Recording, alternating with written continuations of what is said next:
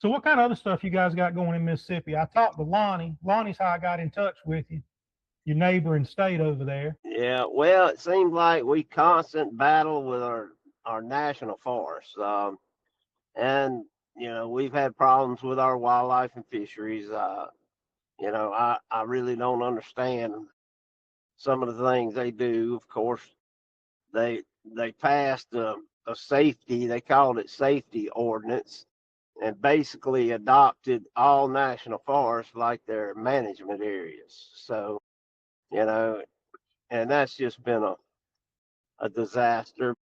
Um, having to unload your gun, walk 100 foot off any road, path, or trail in the national forest to deer hunt or whatever. Then, if you can go to move, you got to unload your gun, walk back to your vehicle, and then put it in a case and either latch it or zip it. Believe me, these national forest people's been giving them, tickets because their case was left unzipped an inch or 2 inch. Just ridiculous stuff. And it's just been a constant battle. Luckily, in most of our national forests in the state of Mississippi, we can still run dogs. Well, through the deer season, we have 39 days of deer hunting with dogs in the state of Mississippi. And did you say 39 days? 39, that's correct. Yeah, they split it. It starts a Saturday before Thanksgiving, and depending on how it falls out, the first season sometimes is 10, 11 days, and it goes to December 1st, however that falls out. And then it picks back up on Christmas Eve and then runs till, somewhere around anywhere from January 19th to January 21st to meet 39 days. And this has just been you know, it's one thing already. You got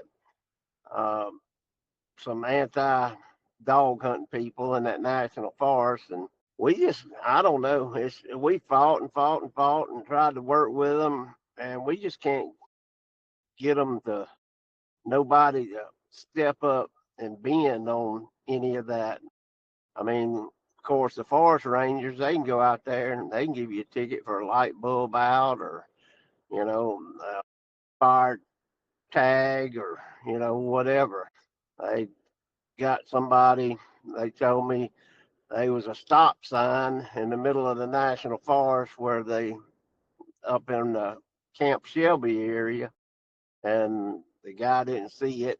They ran a stop sign and they pulled him over, and he didn't have proof of insurance, so they gave him a ticket. So, a lot of that stuff to me, and I understand the laws and we try to follow the laws, but they just make it just way, way out of bounds for hunting. And to me, it wasn't safe because down here in South Mississippi in those national forests, you can't walk 100 foot off of any road, path, or trail. You'd basically have to get down and crawl with the briars and the underbrush. That's one of the things that we disagreed with, but we still battling with them on it.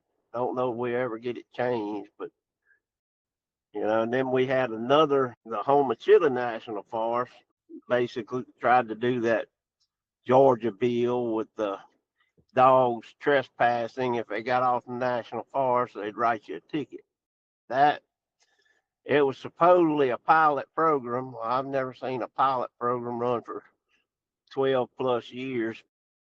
It basically everybody just about gave up trying to dog hunt over there. You had people going out catching their dogs and dragging them over on private property to get them a ticket, and they made you that's something that I've seen a lot of, and I've had questions about that, about dogs that you'd see the GPS tracking system, the dog would be running, and all of a sudden the dog would just make a 90-degree turn and move to the left and go straight to the property line.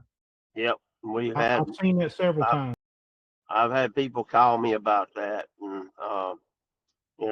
But then you got some of those counties, of course, that goes to a justice court judge, and if they got a few big money people in their pocket, you guilty before you ever walk in there, whether you're guilty or not, you know.